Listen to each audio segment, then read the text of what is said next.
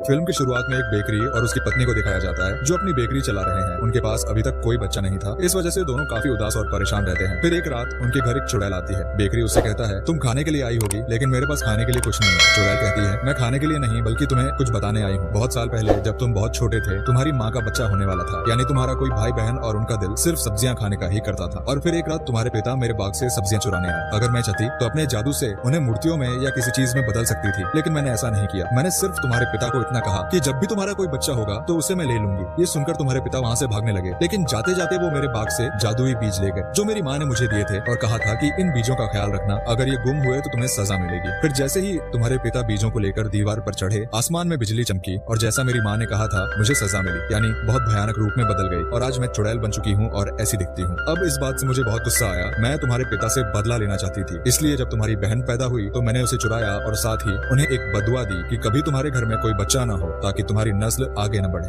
और इसी वजह से आज तुम्हारा भी कोई बच्चा नहीं है। बेकरी को पहले ये बात नहीं पता थी। वह चुड़ैल से पूछता है, क्या मेरा कोई भाई है? इस पर वह कहती है, नहीं, तुम्हारी एक बहन है, लेकिन अब वह मेरी है। उसके बारे में मैं तुम्हें कुछ नहीं बता सकती, लेकिन हाँ, अगर तुम चाहते हो कि तुम्हारे परिवार को दी गई यह बदुआ खत्म हो जाए तो तुम्हें 3 दिन के अंदर मेरे लिए 4 चीजें लानी होंगी, क्योंकि 3 दिन बाद आसमान में पूरा चांद निकलेगा और यह दिन बहुत खास होता है। 100 साल में एक बार ही आता है। इन चीजों में पहली चीज एक गाय है जो दूध की तरह सफेद हो, दूसरी एक कपड़ा जो खून जैसा लाल हो, तीसरी एक बाल जो मक्का के बालों की तरह सुनहरा हो, चौथी एक जूता जो सोने की तरह चमकदार हो। अब तुम जल्दी से जाओ जंगल में ताकि तुम्हें ये सारी चीजें मिल सकें। जाने से पहले बेकरी की पत्नी अपने पति को एक जैकेट पहनने के लिए देती है, लेकिन वह जैकेट को गिरा देता है, ये कहते हुए कि यह मेरे पिता की जैकेट है, मैं इसे नहीं पहनूंगा क्योंकि उनकी वजह से ही सब कुछ हुआ है। तब उसकी पत्नी देखती है कि जैकेट की जेब से वही बीज निकलकर बाहर गिर गए हैं, जिन्हें देख वह समझ जाती है कि ये वही जादुई बीज है जो बेकरी के पिता ने चुड़ैल के बाग से चुराए थे। फिर हम एक लड़की सिंड्रेला को देखते हैं जो अपनी सौतेली माँ और बहनों के साथ रहती है। सारा काम सिंड्रेला से ही करवाया जाता है। एक दिन उसकी सौतेली माँ और बहनें राजा के जश्न में जा रही होती हैं। तब सिंड्रेला कहती है, मैं भी आपके साथ जाऊंगी, जिस पर वे उसका मजाक उड़ाती हैं। तुम इस हुलिये में जाओगी, वहाँ अपने कपड़े देखो,